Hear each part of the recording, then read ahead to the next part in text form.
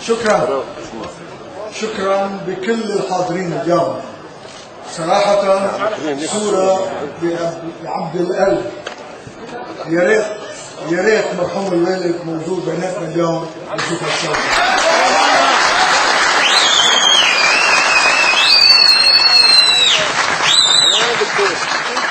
أنا كلمتي مختصر مفيد، والكلمة الأساسية راح تكون لدكتور هيكل عن نظريتنا المستقبلية لكتلة شعبية.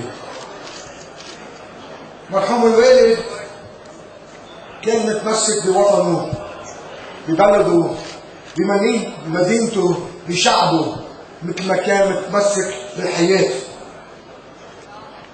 كان سياسته معروفة، ما عنده حدود، ما عنده طائفة، عنده محبة لوطنه، واشتغل بكل خاص، ومات قهر لما شاف بلده عم تتفتك قدامه، والقيم الجديدة عم تخلق محل قيم القديم، قيم اللي كانت توحدنا فرطت، وفي قيم جديد اللي ما بيوحد، اللي بتفكك البلد. مؤامرات علينا، بدهم يزيحوا الحدود، بدهم يزيحوا شعوب، بدهم يزيحوا طائفة من هون يحطوا طائفة من هون لحتى يرضوا إسرائيل. نحن كلنا على حسابنا، هذا كان قضيته هو، حارب هالشيء هاي، ونحن اليوم مستمرين بهالشيء هاي بكل الوسائل اللي عنا اياها. كان عنده شيء اسمه كتلة شعبية، الكتلة الشعبية اللي بتمثل هالشيء هاي خلقت ب 51، ومثل ما قلت انا ما كان له حدود وما كان له طوائف، كان بيته مفتوح للكل.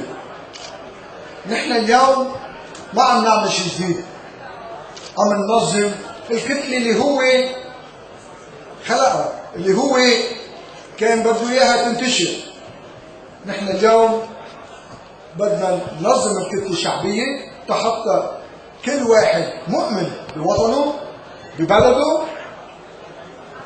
بالمبادئ والقيم اللي نحن بنمثلهم يكون له محل. هذا هو اللي عم نعمله اليوم.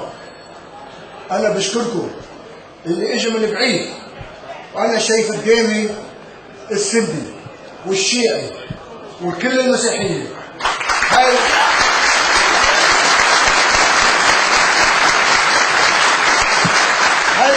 الكتلة الشعبية، هذه الكتلة بدها تنتشر ان شاء الله بكل حدود لبنان.